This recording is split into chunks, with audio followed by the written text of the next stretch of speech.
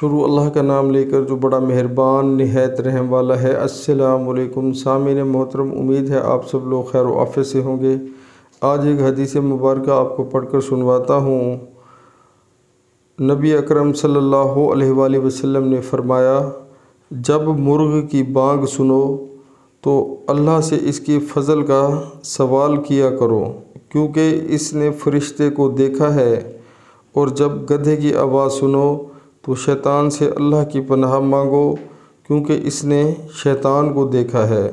سبحان اللہ، سبحان اللہ۔ پیارے مسلمانوں، اس احادیث مبارکہ میں حضور پاک نے ہمیں صاف بتا دیا ہے کہ اگر جب مرغے کی آواز ہمیں سننی چاہیے تو ہم اللہ کا فضل مانگیں اللہ سے، اور جب گدھے کی جو آواز ہمارے کانوں میں آئے تو ایسے سمجھ لو کہ اس نے شیطان کو دیکھا ہے، تو پھر جو ہے ہمیں اللہ کی پناہ مانگنی چاہیے کہ یا اللہ مجھے اپنی پناہ عطا فرما۔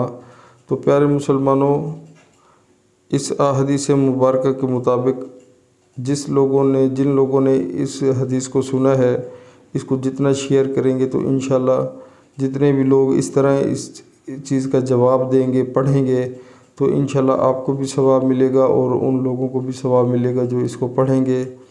تو پیارے مسلمانوں، جو دنیا کی زندگی ہے ہماری، یہ سب عارضی ہے، یہ دنیا بھی عارضی ہے، ہر چیز فنا ہو جانی ہے، مٹ جانی ہے، صرف اللہ کی بادشاہی رہ جائے گی۔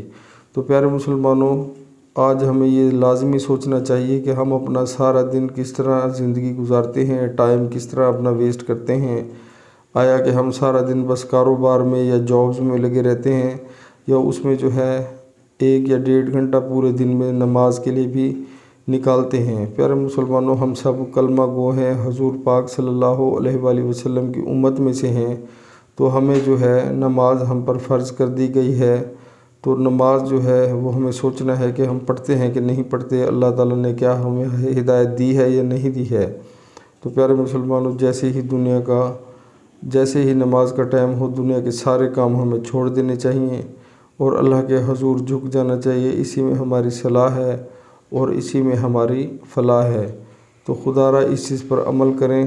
زندگی کا کوئی بھروسہ نہیں، اگلے ہی سیکنڈ میں ہو سکتا ہے ہماری روح قبض ہو جائے۔ تو عمل کریں، انشاءاللہ بہت فائدہ ہوگا۔ السلام علیکم۔